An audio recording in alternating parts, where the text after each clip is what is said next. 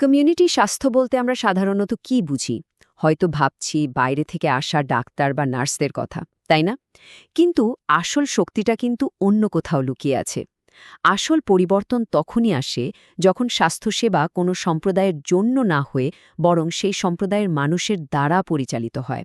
চলুন এই বিষয়টা নিয়ে আজ একটু কথা বলি, এই শক্তিটাকেই খুঁজে বের করার চেষ্টা করি। এই যে ধারণাটা, এটা কিন্তু একদম নতুন কিছু না। মার্গারেট মিডের এই কথাটা শুনুন, এটা ঠিক সেই কথাই বলছে যে সত্যিকারের পরিবর্তন কখনো বাইরে থেকে চাপিয়ে দেওয়া যায় না, বরং এটা আসে ভেতর থেকে, যখন কিছু সাধারণ মানুষ নিজেরাই উদ্যোগটা নেয়। তাহলে চলুন শুরুতেই একটা মূল প্রশ্ন নিয়ে ভাবি। যখন আমরা বারবার কমিউনিটি বা সম্প্রদায় শব্দটা বলছি, তখন আসলে কি বোঝাতে চাইছি? দেখুন, কমিউনিটি মানে শুধু এক জায়গায় থাকা কিছু মানুষ না। সত্যি বলতে কি, এর চেয়ে অনেক বেশি কিছু। ভাবতে পারেন একটা জটিল জালের মতো, যা সবাইকে একসাথে বেঁধে রেখেছে। আর এই বাঁধনটা তৈরি হয় কিসের ওপর? একগুচ্ছ সাধারণ বিশ্বাস, একসাথে কাজ করার মানসিকতা আর নিজেদের মৌলিক চাহিদাগুলো একসাথে মেটানোর যে আগ্রহ, সেটা থেকে। আচ্ছা, একটা কমিউনিটিকে সুস্থ করার জন্য প্রথম কাজটা কি হতে পারে ভেবে দেখুন তো। যেমন একজন ডাক্তার আগে রোগ নির্ণয় করেন, ঠিক তেমনি। তবে পার্থক্য হচ্ছে এখানে রোগী কোনো একজন ব্যক্তি নন, বরং পুরো একটা কমিউনিটি। আর এই পুরো প্রক্রিয়াটার একটা ফর্মাল নামও আছে। একে বলা হয় কমিউনিটি ডায়াগনোসিস। এর মূল কাজটা খুব সরল। কোনো অনুমানের ওপর ভরসা না করে সঠিক তথ্য দিয়ে একটা সম্প্রদায়ের স্বাস্থ্যের অবস্থাটা স্পষ্টভাবে বুঝে নেওয়া। কিন্তু প্রশ্ন হচ্ছে, এই ডায়াগনোসিস করে লাভ কি? শুধু কিছু তথ্য জমা করার জন্য? না, একদমই না।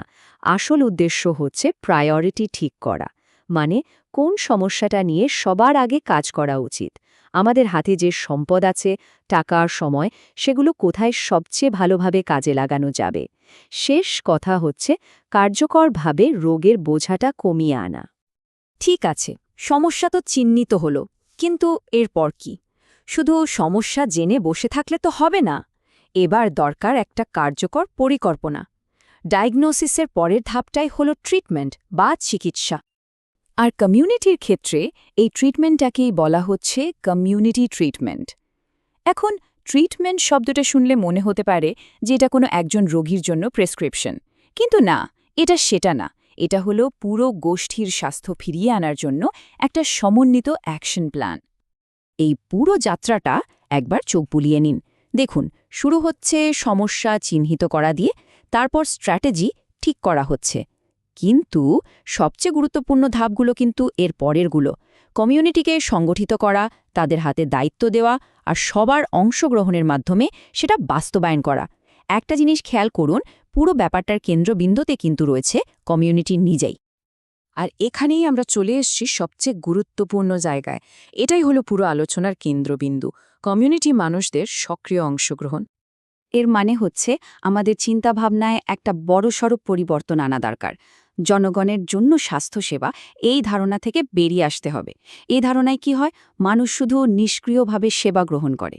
সেখান থেকে আমাদের যেতে হবে জনগণের দ্বারা স্বাস্থ্যসেবার দিকে, মানে যেখানে মানুষ নিজেই নিজেদের সুস্থতার চালকের আসনে বসবে।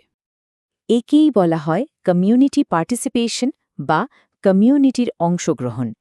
এর মূল কথা কিন্তু মাত্র দুটো শব্দ, দায়িত্ব আর ক্ষমতায়ন। যখন মানুষ নিজেদের স্বাস্থ্য, নিজেদের ভালো থাকার মালিকানা নিজেদের হাতে তুলে নেয়, শুধু তখনই কিন্তু আসন এবং দীর্ঘস্থায়ী পরিবর্তন আসে। কিন্তু এই যে বলছি অংশগ্রহণ, এটা আসলে কিভাবে হয়? এটা তো শুধু মুখের কথা না, তাই না? দেখুন, কেউ হয়তো সময় দিলেন, ভলেন্টিয়ার হিসাবে কাজ করলেন। কেউ হয়তো ক্লিনিক তৈরির জন্য চাঁদা তুললেন। আবার কেউ হয়তো নিজের শরীরের শ্রম দিয়ে কোনো নির্মাণ কাজে হাত লাগালেন। এখানে ছোট বড় প্রতিটা অবদানেরই কিন্তু মূল্য আছে। খুব সুন্দর একটা রূপক, তাই না? প্রত্যেকটা ব্যক্তিগত প্রচেষ্টা, সেটা এক একটা মুক্তোর মতো। কিন্তু সেই মুক্তগুলোকে একসাথে গেঁথে একটা শক্তিশালী মালা তৈরি করার জন্য যে সুতোটা লাগে, সেটার নাম হল মোবিলাইজেশন বা সংহতি। তাহলে কমিউনিটি মোবিলাইজেশন কি? এটা হলো সেই প্রক্রিয়া যা মানুষকে একটা সাধারণ লক্ষ্যের জন্য একসাথে করে। ভাবুন তো, এটা ঠিক তখনই শুরু হয় যখন কোনো ব্যাপার আমার সমস্যা না থেকে আমাদের সমস্যা হয়ে ওঠে, আর তখনই সবাই মিলে সেটা সমাধানের জন্য ঝাঁপিয়ে পড়ে। তাহলে যখন এই সবগুলো জিনিস, সঠিক ডায়াগনোসিস, কার্যকর পদক্ষেপ আর মানুষদের স্বতঃস্ফূর্ত অংশগ্রহণ একসাথে কাজ করে, তখন কি হয়? এর দীর্ঘস্থায়ী প্রভাবটা কি? এটার ফলে স্বাস্থ্যের এমন একটা শক্তিশালী, স্বাবলম্বী চক্র তৈরি হয় যা ভাঙা খুব শক্ত। আর এর ফলাফলগুলো অসাধারণ। মানুষদের মধ্যে নিজেদের স্বাস্থ্য কর্মসূচির জন্য একটা দায়িত্ববোধ তৈরি হয়। পরিষেবাগুলো হয়ে ওঠে অনেক সাশ্রয়ী। আর সবার চেয়ে বড় কথা, এটা মানুষকে নিজের সমস্যায় নিজে সমাধান করার ক্ষমতা দেয়। ফলে ভেতর থেকে পুরো কমিউনিটিটা আরও শক্তিশালী হয়ে ওঠে। এত আলোচনার পর তাহলে আসল কথাটা কি দাঁড়ালো? সবার শেষে সবচেয়ে গুরুত্বপূর্ণ টেকওয়েটা কি? হয়তো এই উক্তিটার মধ্যেই সবচেয়ে ভালো উত্তরটা লুকিয়ে আছে। একা একজন মানুষ হয়তো অসহায় বোধ করতেই পারেন, কিন্তু যখন সেই মানুষগুলো এক হয়, একটা দল হিসেবে, একটা কমিউনিটি হিসেবে কাজ করে, তখন সবচেয়ে কঠিন সমস্যারও সমাধান করা যায়। আর এটাই হলো কমিউনিটির স্বাস্থ্যের আসল শক্তি, একতার শক্তি।